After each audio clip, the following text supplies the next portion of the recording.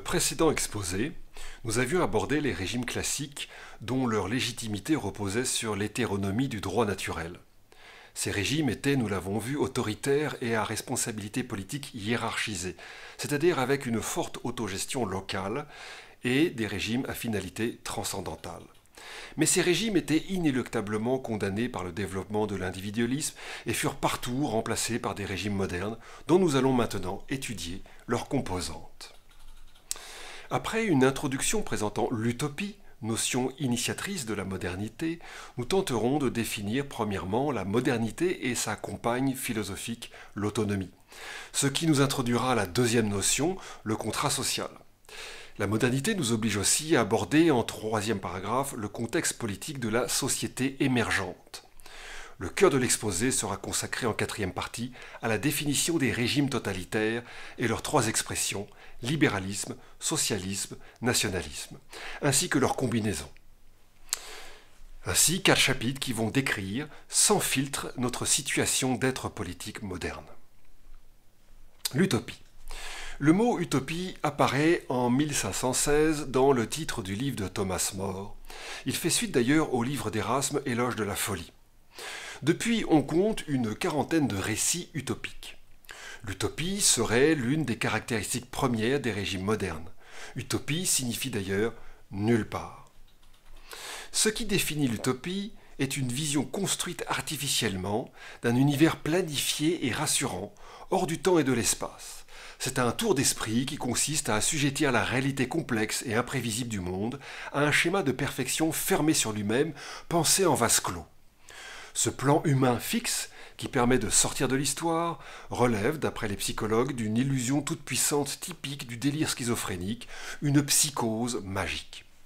On y retrouve le rôle obsessionnel de l'île, symptôme de l'autisme, et celui d'un âge d'or ahistorique, la nostalgie du paradis perdu, le mythe du bon sauvage, le communisme primitif. L'utopie était en quelque sorte le refus de se confronter au réel trop anxiogène. Les récits dystopiques, qui sont les récits cauchemardesques, qui ont suivi et qui sont plus célèbres que les récits utopiques, tels Le meilleur des mondes, écrit en 1932 par Aldous Huxley, ou 1884 de George Orwell, écrit en 1848, sont la réaction à l'idéologie utopique contemporaine. La dystopie est la caricature dénonciatrice de notre travers contemporain utopique, qui veut nous faire comprendre que toute utopie est une dystopie. Effectivement, l'enfer est pavé de bonnes intentions. Ainsi, il est important d'étudier les utopies des temps modernes, car elles nous introduisent aux sociétés rêvées des Lumières. Les sociétés, donc, du XVIIe et XVIIIe siècle. Chapitre 1. Si l'on se penche sur les régimes modernes, il faut bien entendu s'intéresser à la notion de modernité. La modernité n'a rien à voir avec le progrès, qui lui est la recherche de l'amélioration des conditions d'existence. Cette recherche est une constante humaine, alors que la modernité est une philosophie qui apparaît dans le temps. La modernité est une philosophie de l'existence, qui est vue comme une rébellion contre la nature. Cela me rappelle une expérience anglaise lorsque j'étais étudiant où je lisais sur les murs un musée « Mother Nature is a bitch ».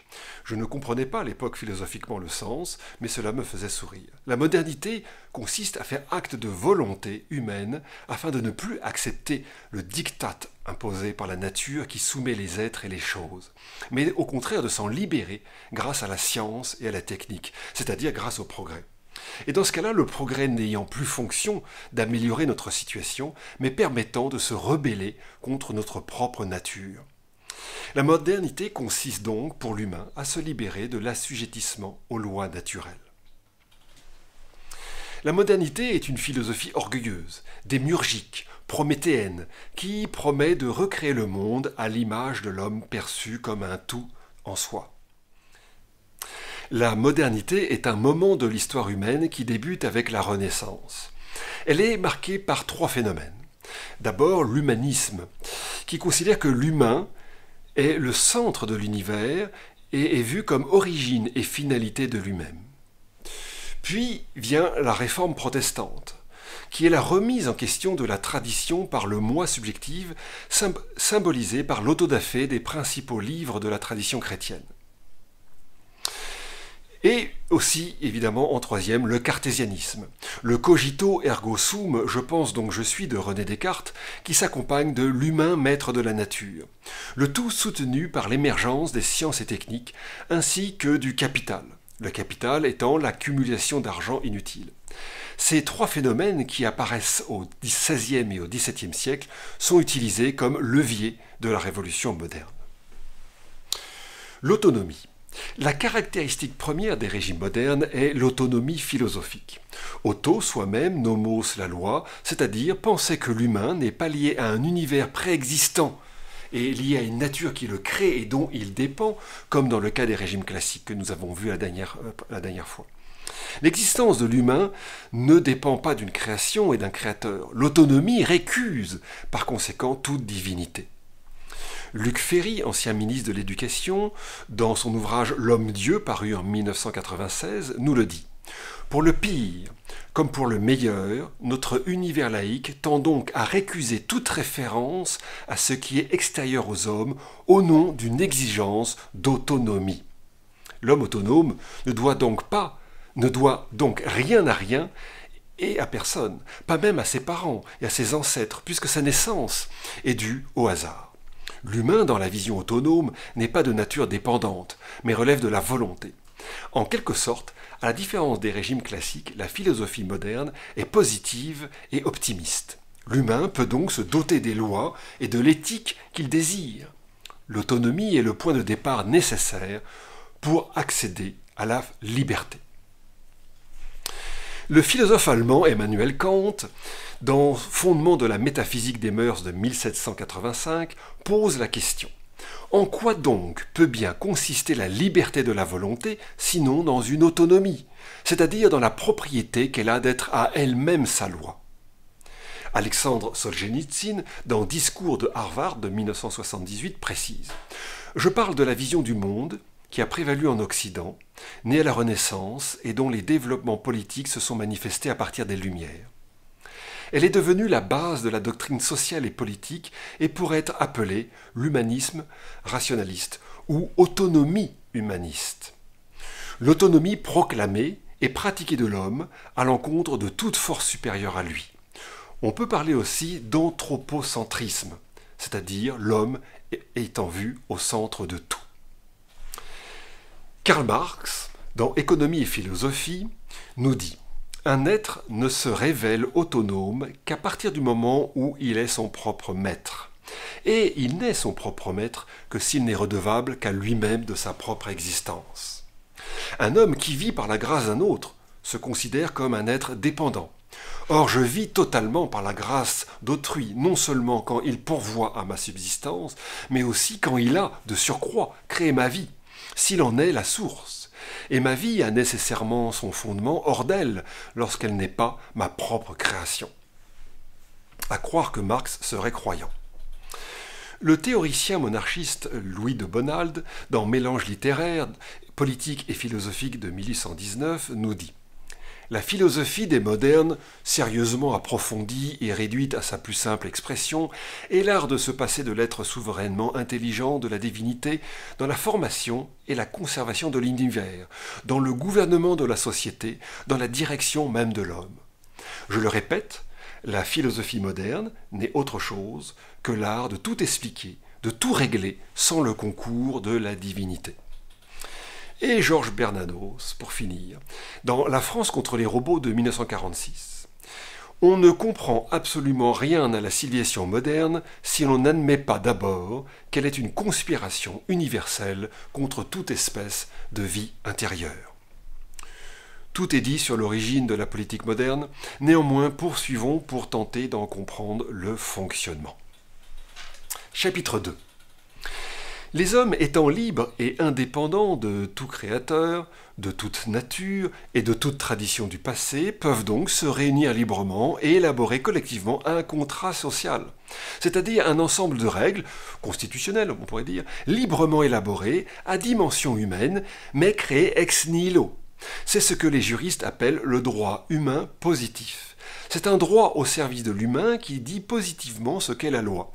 Ce droit est évolutif car il doit s'adapter aux nouveaux besoins et désirs des hommes. Le contrat social, du nom de l'ouvrage de Jean-Jacques Rousseau, publié en 1762, est donc l'association d'individus libres, des individus autonomes, en vue de défendre leurs intérêts d'humains. Ainsi, les régimes modernes s'approchent plus d'un contrat commercial de circonstance que d'une institution morale stable dans le temps.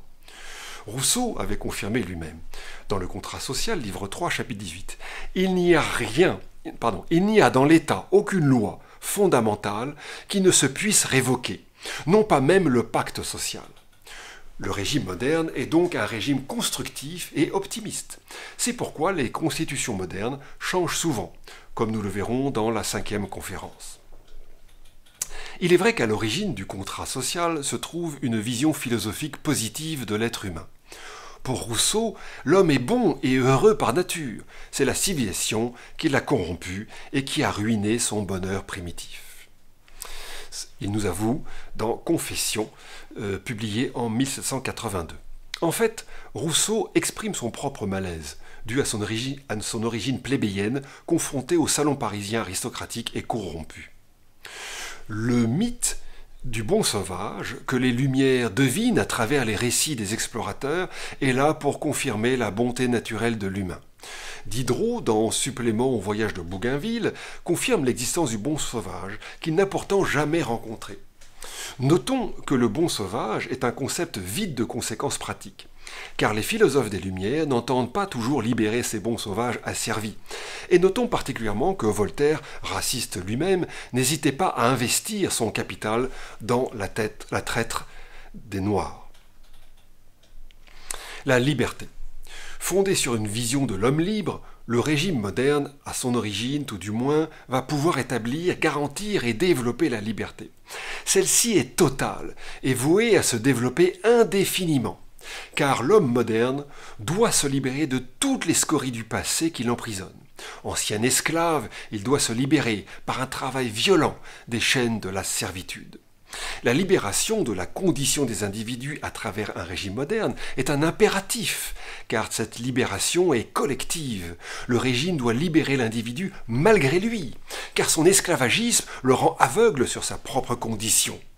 Par exemple, les épouses amoureuses qui servent leur famille comme des domestiques et qui s'occupent de leurs enfants, les allaitant comme des vaches, dixit Madame Elisabeth Badinter, ne savent pas qu'elles sont prisonnières de préjugés archaïques et doivent se libérer de leurs conditions naturelles. Le pratiquant d'une religion qui limiterait sa jouissance pour des raisons morales doit être libéré de ses entraves, car il reste un très mauvais exemple. Toutefois, observons que la liberté s'oppose aux libertés des communautés organisées, c'est-à-dire à leurs privilèges, leurs lois privées légitimées par le temps, qui garantissent leur liberté particulière et locale. C'est pourquoi la liberté doit s'accompagner de l'égalité devant la loi, afin de justifier la destruction des libertés particulières, et ce même si l'égalité est incompatible avec la liberté. Notons aussi que l'impératif libertaire s'oppose au libre arbitre, à la conscience, voire à l'intimité. Pas de liberté pour les ennemis de la liberté. C'est pourquoi la modernité s'accompagne d'une lutte contre les préjugés infâmes de la conscience, du quant à soi, du libre arbitre, de la morale et de la religion. Ce en quoi la liberté moderne fait partie des expressions de la montée en puissance de la société et empiète toujours plus sur l'espace privé et l'intimité. Chapitre 3. La société. Hannah Arendt, dans le chapitre 2, le domaine public et le domaine privé de son livre Conditions de l'homme moderne de 1958, nous explique que les temps modernes firent glisser la notion de privé vers l'intime et que les préoccupations de la vie privée, ses modes de gestion et d'organisation de l'économie, s'installèrent au grand jour du domaine public et devinrent donc d'intérêt politique. Avec la naissance de l'individu d'un côté et de la nation perçue comme une grande famille, absorbant les familles généalogiques, le privé fut écrasé pour laisser uniquement l'intime qui s'oppose dorénavant au social. Jean-Jacques Rousseau sanctionne finalement cette nouvelle dichotomie entre l'intime et le social en définissant le sentimentalisme. Ainsi, le social et sa masse humaine, loin d'être vu comme une notion protectrice, est dorénavant perçu comme une notion politique, totalisante et nivelante qu'à travers son égalitarisme et son conformisme tente d'assimiler le reste de la vie privée, c'est-à-dire l'intime, le subjectif, la vie émotive, la conscience, la spiritualité. Cette position de repli de l'intime s'exprime à travers le romantisme dès la fin du XVIIIe siècle et au début du XIXe siècle. Et à notre époque, à travers l'individualisme et l'expression de l'opinion personnelle. Alors moi, perso, là, je pense que... Mais l'intrusion du politique dans l'intime s'exprime aussi, par exemple, à travers la psychanalyse ou les statistiques. En même temps, les lois nous contraignent à ne plus exprimer ni ressentir certaines opinions subjectives indésirables. Les ressentiments ou les idées que l'on se fait contre tel type d'humain ou de religion. Par exemple, j'ai constaté que les barbus étaient réacs, ça vous ne pouvez plus le dire même à un dîner en ville. On se retrouve donc dans le domaine politique avec le même rapport d'égalité qui existait auparavant entre les membres de la famille face au pouvoir despotique du pater familias ou du despotes, qui est maintenant remplacé par le pouvoir du gouvernement.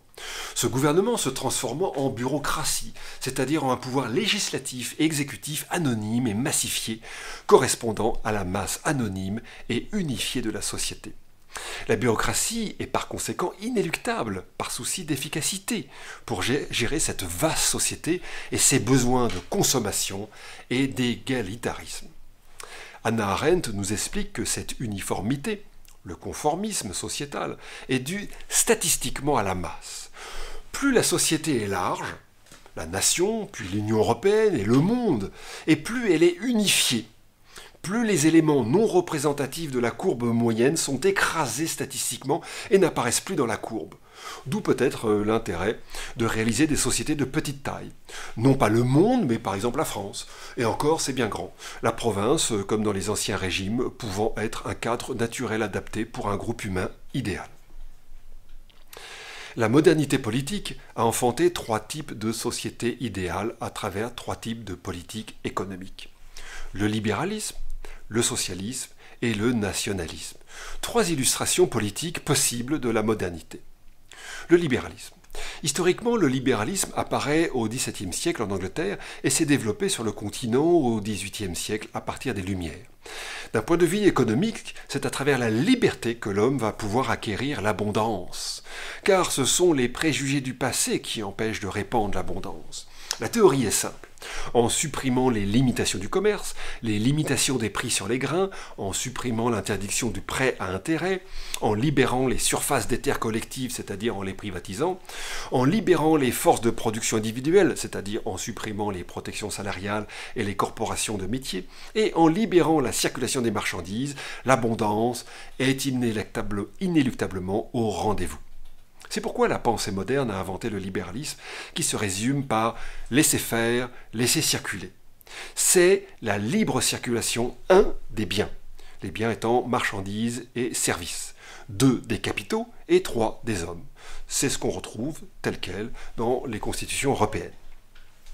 Par souci d'efficacité marchande, ce libéralisme économique s'accompagne d'un libertarisme des mœurs, car il est moins restrictif concernant la jouissance consumériste, donc favorable au commerce. Le socialisme, quant à lui, est le projet contraire aux expériences libérales des XVIIIe et XIXe siècles qui réintroduisent une forme d'esclavagisme des hommes, les plus défavorisés et dépendants. Je parle des ouvriers, par exemple, et des mineurs. Le socialisme propose une libération des prolétaires de l'esclavagisation par le capital. Apparut alors le contre-projet d'une économie gérée par l'État, ayant pour outil majeur la bureaucratie. Le socialisme n'est pas à proprement parler une appropriation des outils de production par les travailleurs, mais plutôt un capitalisme d'État, ou une gestion sociétale d'une société massifiée, uniformisée, égalisée. Le socialisme ne modifiant pas la notion centrale de consumérisme et de marchandisation du monde et de ses habitants.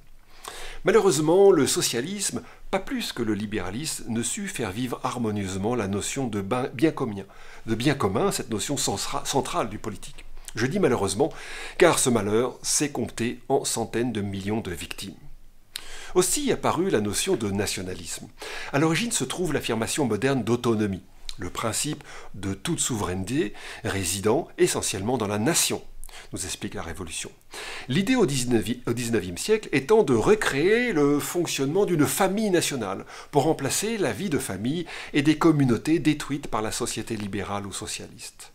Le nationalisme se présente dès lors comme une famille plus large, plus forte, proposant une fusion de l'individualisme dans un creuset identitaire, forgeant un sentiment d'appartenance exclusif. Cette famille large garantit un bien commun plus élevé et une forme d'immortalité aux individus éphémères, comme la famille offrait une image de protection et de continuité à l'individu isolé. Reste aussi à libérer la nation des profiteurs étrangers, les nobles, les immigrés, les juifs, les banquiers internationaux, les entreprises transnationales. Dans le cas du nationalisme, il n'existe pas de vision économique type, puisque pragmatiquement l'économie doit être pliée aux intérêts de la nation. Il s'agirait d'une économie plutôt antilibérale, mais aussi antisocialiste, en fait une économie nationale. Nous allons maintenant aborder l'illustration des conséquences de cette modernité sur nos régimes. Et tout ce que je vais dire sera retenu contre nos expériences politiques depuis plus de 2 siècles. La modernité s'est illustrée politiquement à partir du XVIIe siècle dans la Révolution anglaise, lorsque fut décapité en 1649 le roi catholique Charles Ier Stuart, remplacé par la République, en anglais Commonwealth, richesse commune, et puis par la guerre civile, l'enrichissement d'une classe sociale, la destruction de la société rurale anglaise et l'émergence d'un empire militaire. Cette république s'est rapidement transformée en dictature de Cromwell dès 1653, puis au retour de la monarchie en 1658, contrôlée par un parlement qui en garantit la liberté. Nous avons donc un cycle historique complet, court. C'est surtout le XVIIIe siècle qui va mettre en place les régimes modernes avec la Révolution américaine et la Révolution française. Cette dernière est considérée comme la matrice de tous les régimes modernes, ayant théorisé et expérimenté les 3 expressions de ces régimes, le libéralisme, le socialisme et le nationalisme. Le libéralisme en imposant toutes les institutions libérales dans le domaine social, économique et culturel de la France.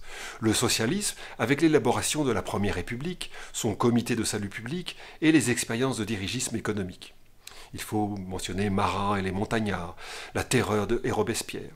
Ils ont engendré le babouvisme que Gracchus Babeuf a organisé lors de la conjuration des égaux de 1796. Son œuvre fut publiée en 1828 et va engendrer le blanquisme. Vous connaissez le blanquisme, pourtant Auguste Blanqui a un boulevard à Paris. Le blanquisme professe l'égalité sociale par la lutte violente. À son tour, il engendra le léninisme. Ça probablement vous connaissez un peu mieux. Enfin, la Révolution a instauré le nationalisme, car elle inventa le concept politique de nation, forgé par l'abbé Sieyès. C'est au nom de la nation que la Révolution s'est faite. Toute souveraineté repose dans la nation. Et tous les faits d'armes de la Révolution ont été réalisés au cri de « Vive la nation ». Ces 3 régimes se caractérisent par leur aspect totalitaire. Comprenons que ces régimes englobent totalement la société et les individus sous tous les aspects. Suite à la Seconde Guerre mondiale, des sociologues, philosophes et historiens se sont penchés sur le totalitarisme qui a marqué tant les régimes nazis et fascistes que le régime soviétique. Raymond Aron, un Français de droite, Hannah Arendt, une philosophe allemande juive, suivi de François Furet, un historien de gauche spécialisé de la Révolution, ont finalement fourni une grille de lecture du totalitarisme. J'utilise ces 3 intellectuels d'options politiques divergentes pour faire acte de neutralité.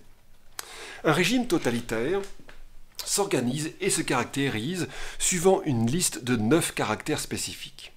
Tous les régimes ne cochent pas l'entièreté des cases pour être dits totalitaires. Il suffit qu'ils en pratiquent la plupart. Mais néanmoins, on verra que la plupart sont cochés. Premièrement, une idéologie. À l'origine se trouve une idée arbitraire détachée de la réalité sociale et de tout réalisme économique, anthropologique, culturel. Idée issue d'une utopie. Par exemple, la liberté d'entreprendre et de vendre, orchestrée par la bourgeoisie compétente, permet le consumérisme, garantissant la prospérité de tous et le bonheur des individus. Ou l'organisation de l'économie par le prolétariat en un capitalisme d'État assure le bonheur du peuple. Ou bien l'organisation de la société autour d'une ethnie, d'une race exclusive, permet la survie et la gloire de la nation. Raymond Aron, dans Démocratie et totalitarisme de 1965, nous dit « J'appelle idéologie une représentation globale du monde, historique, du passé, du présent et de l'avenir, de ce qui est et de ce qui doit être. » Cette idéologie est toujours progressiste. C'est le positivisme, la doctrine unique élaborée par l'aliéné Auguste Comte. On parle aussi d'une histoire téléologique, où la fin est inscrite dans les développements de l'histoire. Par exemple, Michelet, l'historien Michelet, considère que la Révolution est inscrite dans toute l'histoire de France. Marx nous dit que la dictature du prolétariat est l'aboutissement inéluctable de toute l'évolution des sociétés. Hitler nous apprend que la suprématie des Allemands est l'aboutissement logique de l'histoire des Germains. C'est en quelque sorte un succès d'année profane de la venue du Messie Jésus, préparé par l'histoire du peuple hébreu et annoncé par les prophètes. Cette idée première est ensuite appliquée dans un déroulé logique, donc imparable. C'est l'idéologie, qui prenant le pouvoir devient l'idéocratie. Hannah Arendt, dans Le système totalitaire, nous dit « Une idéologie est littéralement ce que son nom indique. Elle est la logique d'une idée. Dans son pouvoir de tout expliquer, la pensée idéologique s'affranchit de toute expérience. » Deuxièmement, un parti unique. Ce parti, qui peut s'exprimer à travers plusieurs courants ou sections de lui-même, comme dans les régimes démocratiques contemporains, où la démocratie libérale est exprimée par un parti de droite et un parti de gauche complémentaires. Ce parti garantit une société non divisée, marque d'une unité retrouvée, symbole d'un temps messianique advenu. Le parti politique est la partie de la société agissant pour le tout, puisque toute autorité vient du tout sociétal. Ce parti s'identifie à l'État à tous les niveaux de l'appareil administratif qui devient bureaucratie. Le chef du parti est chef de l'État, les membres du bureau deviennent les ministres, les membres du parti sont fonctionnaires, etc., etc. Ce parti a aussi l'avantage de garantir la continuité de l'État. Troisièmement, un État organique, qui remplace une société organique, comme nous l'avons défini dans la conférence précédente. Il existe une analogie entre le corps vivant et le corps social. Toutes les parties de la société sont vues comme les différents organes du corps qui concourent au bien commun qu'est la santé. Dans le cadre du totalitarisme, c'est l'État qui devient tous les organes, faisant vivre le corps social, dissolvant au passage les corps intermédiaires ou les gangrénant par la bureaucratie qui croît jusqu'aux limites du corps social. Il n'existe donc plus rien entre l'État et les personnes qui ne sont plus que des individus, c'est-à-dire des citoyens, dernier échelon de l'État, où le particulier a disparu. L'État organique, dans son étape développée, va jusqu'à intégrer les individus dans son administration, où chaque citoyen participe au travail bureaucratique par l'élaboration de dossiers et d'enquêtes multiples qu'il doit remplir lui-même, sans être payé. Le citoyen se trouvant intégré à l'État organique comme une cellule. Je vous rappelle que durant la crise covidique, nous devions remplir nous-mêmes nos propres nos propres autorisations de sortie. Qui dans un pays développé ne doit pas constamment remplir des dossiers administratifs? Quatrièmement, une volonté de purifier la société des éléments impurs et indésirables. Une catégorie sociale est désignée comme bouc émissaire responsable du dysfonctionnement du système et donc doit être mise de côté ou éliminée. Cette catégorie étant incompatible avec l'idée de la nouvelle société parfaite. Les nobles, les prêtres réfractaires, les vendéens, les monarchistes, les bourgeois, les tziganes, les juifs, les chrétiens, les paysans, les patriotes, les homosexuels, les handicapés, les marginaux, les artistes dégénérés, les racistes, les machistes, les intolérants, les réacs, les complotistes. On trouvera toujours quelqu'un pour être éliminé, afin de purifier la société. Cinquièmement, la création d'un homme nouveau doit émerger de cette purification. C'est le citoyen de la Révolution, l'homo soviéticus, l'arien, l'homme augmenté ou artificialisé, le transhumaniste. Mais ne nous trompons pas. Le pouvoir qu'a l'humain de faire de l'espèce humaine ce qui lui plaît est en fait le pouvoir qu'ont certains humains de faire des autres ce qui leur plaît. Sixièmement, une pseudo-culture. L'idéologie ou l'idée première est enfermée sur elle-même, s'étant auto-engendrée, sans racines et sans transcendance, elle doit remplacer la culture pour ne pas être disqualifiée. Dans ce cas-là, on peut parler d'anticulture ou de wokisme, qui apparaît avec la novlangue dès la philosophie des Lumières et d'une manière plus grotesque dès la Révolution. Cette nouvelle culture est avant tout marquée du sceau de l'autonomie philosophique. Puisqu'elle n'est pas issue de la nature, ni d'un créateur de la nature, elle développe une expression culturelle tournée sur le culte des personnalités, qui crée, porte et illustre cette idéologie et son régime. Ce culte s'accompagne de nouveaux rituels profanes.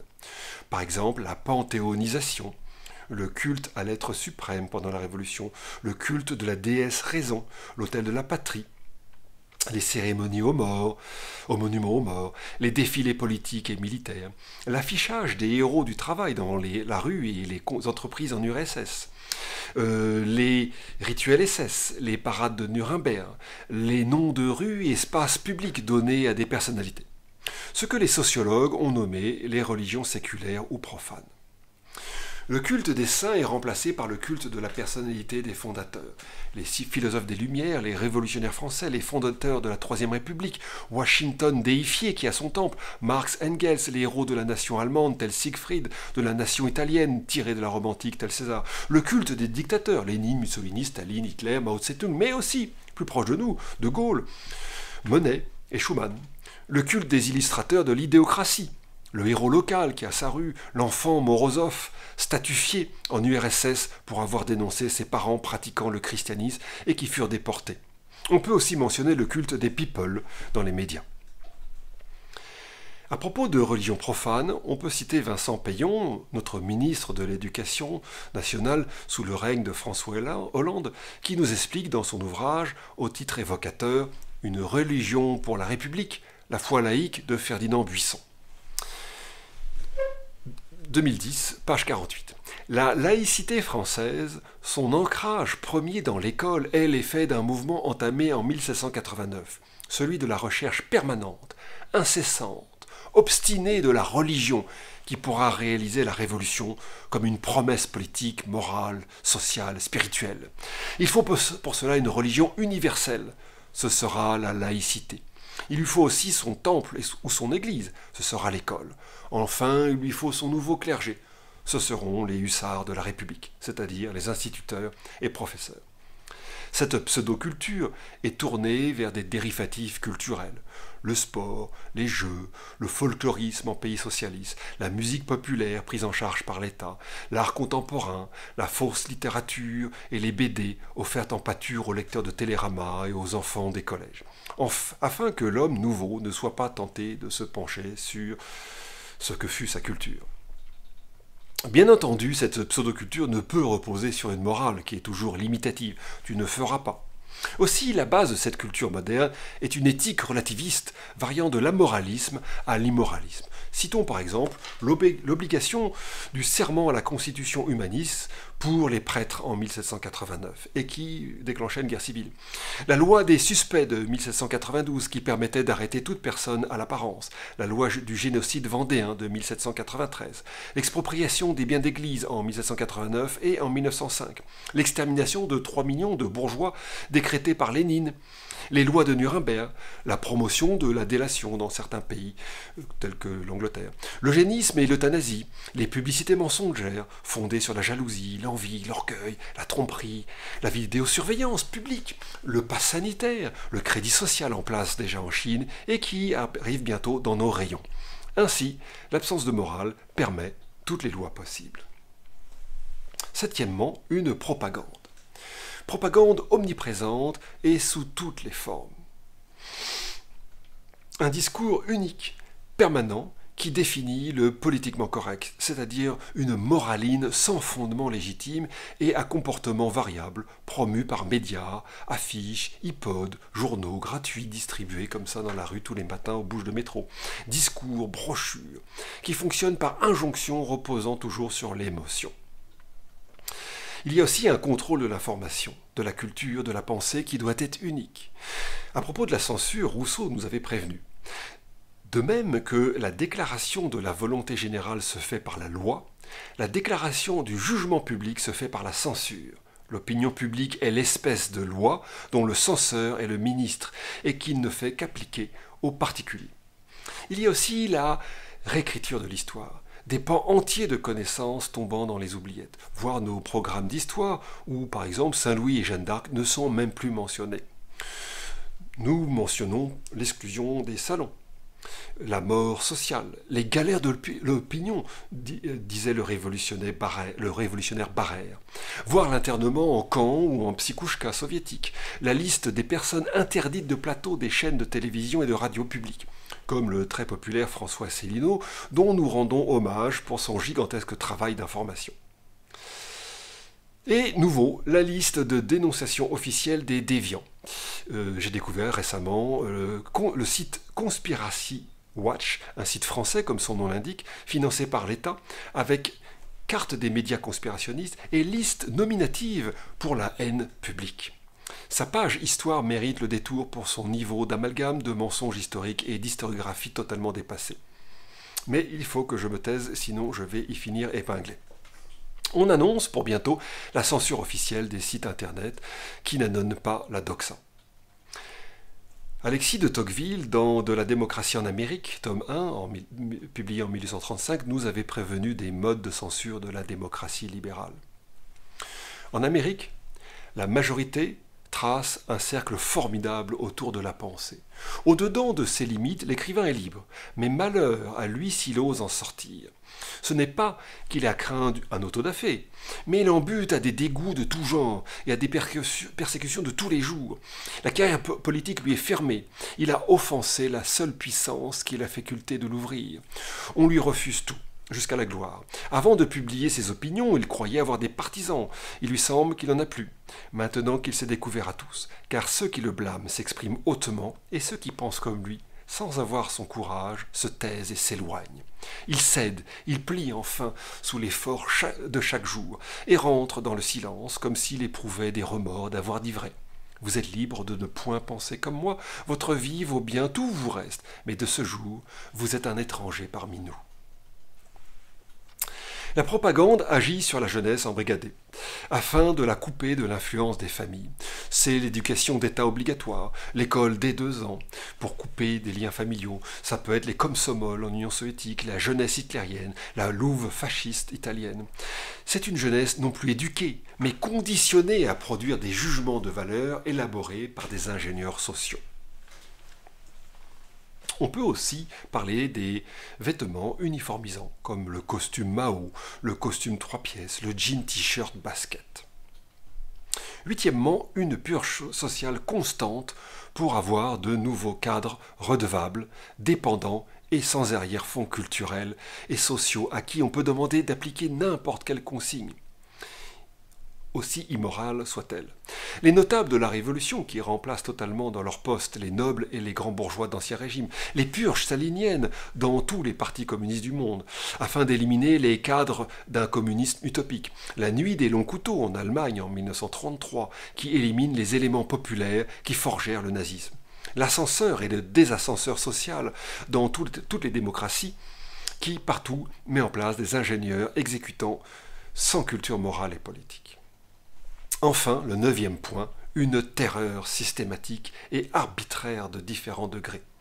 Du changement de calendrier au moment de la Révolution, en passant par le certificat de civisme qui vous permet de vivre civilement, le délit de faciès à la Révolution et durant le nazisme, l'examen de marxisme-léninisme obligatoire pour pouvoir valider n'importe quel diplôme d'une université soviétique, le pass sanitaire, jusqu'à l'arrestation, la déportation et l'exécution arbitraire.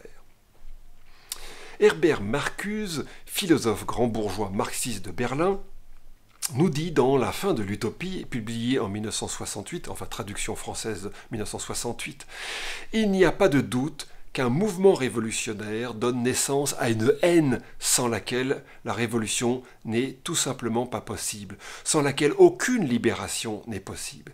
Rien n'est plus révoltant que le commandement d'amour, ne hais pas ton ennemi. Dans un monde où la haine est institutionnalisée. Au cours du mouvement révolutionnaire, cette haine peut naturellement se muer en cruauté, en brutalité, en terreur. La limite est en ce domaine terriblement mobile. Les victimes de la terreur sont nombreuses. Les estimations de chercheurs contemporains comptent 25 millions de victimes du nationalisme, 100 millions de victimes du communisme et 160 millions de victimes du libéralisme. Paradoxalement, malgré les apparences, ce ne sont pas les régimes nationalistes les plus violents, n'étant que de courtes et violentes crises de fièvre. Mais le régime libéral, qui par son utopie libertaire et son étendue dans l'espace et le temps, est le plus violent pour l'humain, sa culture et la planète. En bonus, nous précisons le mode de fonctionnement des régimes modernes. Les régimes totalitaires sont marqués par l'exercice du pouvoir, et non pas de l'autorité comme nous l'avons vu pour les régimes classiques. Pouvoir qui repose sur deux éléments. D'abord, le monopole de la violence et de la contrainte. La violence n'est plus laissée à la disposition des communautés et des personnes pour éviter la vengeance. Désarmement des individus, impossibilité d'élaborer des règlements et sanctions corporatives, syndicales, monastiques, familiales. C'est justement ce monopole qui définit le pouvoir, d'après le sociologue Max Weber. On avait vu que dans les temps anciens, un gouvernement tempéré se caractérisait par la notion de direction. C'est le monarque qui est le seul dirigeant. Dans les régimes modernes, c'est le pouvoir qui prédomine, c'est-à-dire la contrainte. On peut ainsi mentionner, afin de mieux illustrer les conséquences tragiques de ce monopole de la violence, la capacité qu'ont les régimes modernes de décider subitement et violemment du sort de vastes groupes humains. Exemple, l'esclavagisme ou l'extermination des Amérindiens, la suppression des droits civiques des femmes à la Révolution, la colonisation de peuples et de civilisations, la suppression des langues régionales en France entre 1789 et 1939, et plus récemment en Ukraine. Le déplacement d'ethnies telles que les Tatars de Crimée en 1945 ou les Allemands sudètes de Tchéquie et de Prusse en 1945. Les Serbes du Kosovo en 1991. On pourrait mentionner aussi la Shoah, le changement de monnaie arbitraire, l'euro, le portefeuille électronique programmé. La délocalisation massive des outils de travail de millions d'employés est une forme de violence étatique arbitraire. La campagne obligatoire de vaccination, l'annulation de droits sociaux tels que la loi Le Chapelier de 1791, la conscription militaire qui oblige des millions d'hommes à aller se faire massacrer, la déforestation massive, l'empoisonnement des territoires de vie, la modification dévastatrice de l'environnement urbain et rural par l'expropriation moderne, la modification du fond ethnique de sociétés anciennes telles que le continent américain, l'Algérie, la Palestine, le Tibet et maintenant l'Europe occidentale. Le monopole de la violence ne permet aucune réponse proportionnée à l'ampleur de la violence infligée. Le contre-pouvoir se limitant à la possibilité de signer une pétition ou parfois de manifester, mais pas toujours.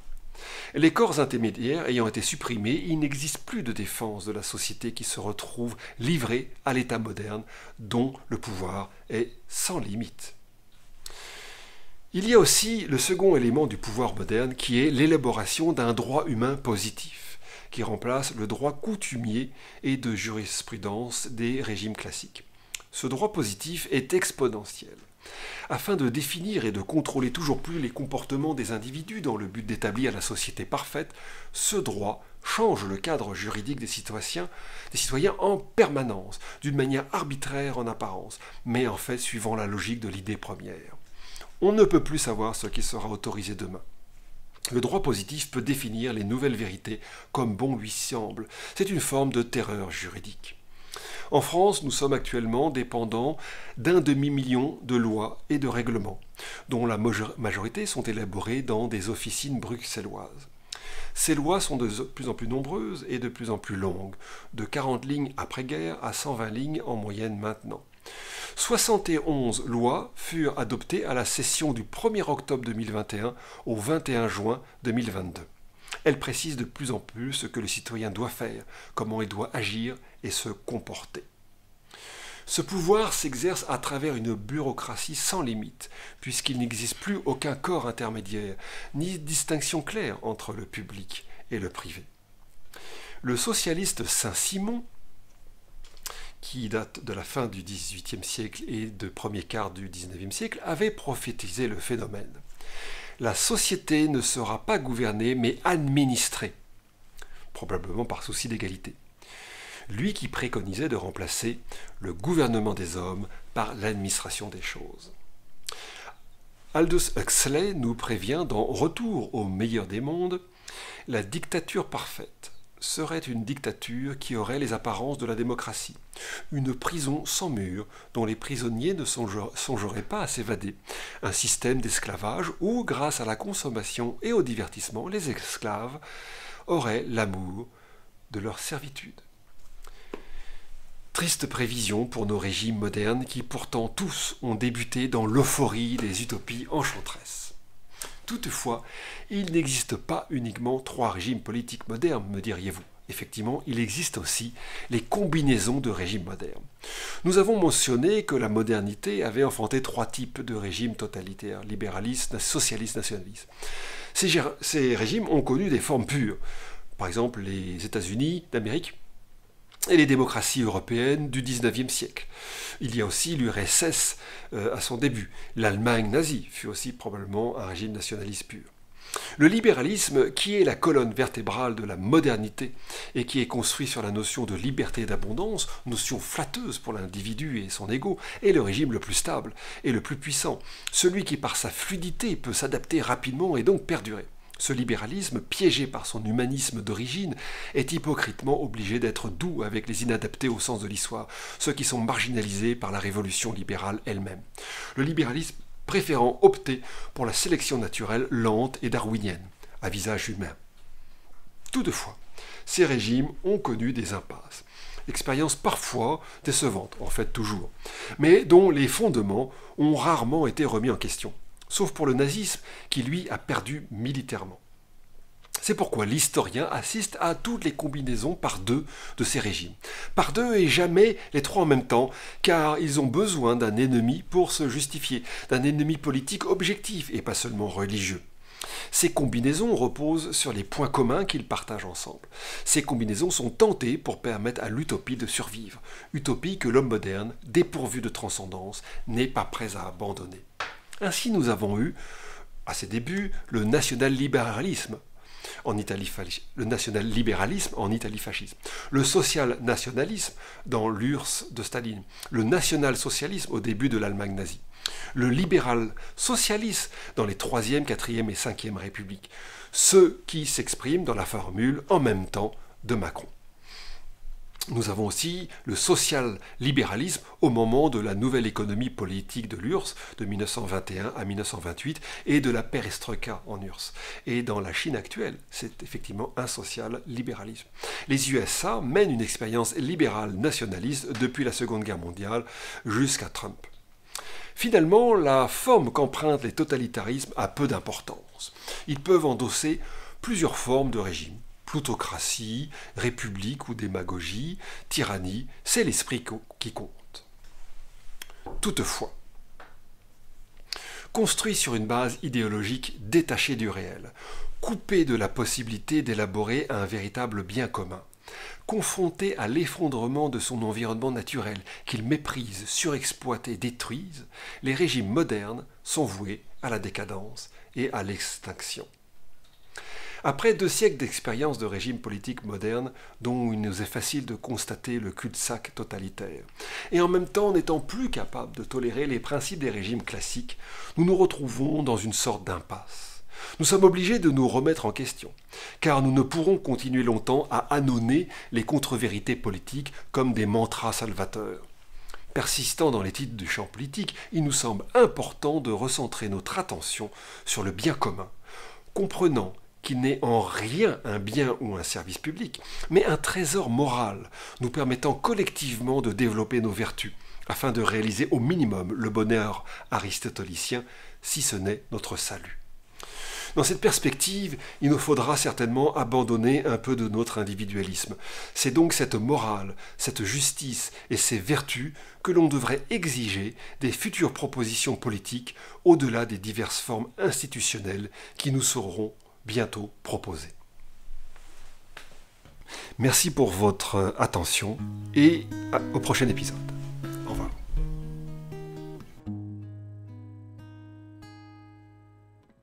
On peut vivre sans richesse, presque sans le sou. Des seigneurs et des princesses, il y en a plus beaucoup. Mais vivre sans tendresse, on ne le pourrait pas. Non, non, non, non, on ne le pourrait pas. Mes amis, si vous souhaitez faire une action pour nous soutenir, je vous invite à vous abonner à la chaîne pour ne pas manquer la prochaine sortie. Aimez et commentez la vidéo. Partagez-la et soyez un média de notre message. La fleur de lys refleurira, dans les cœurs elle s'ouvrira, pour que vivent nos provinces, pays de France. Vive Dieu et vive le roi, nos espérances.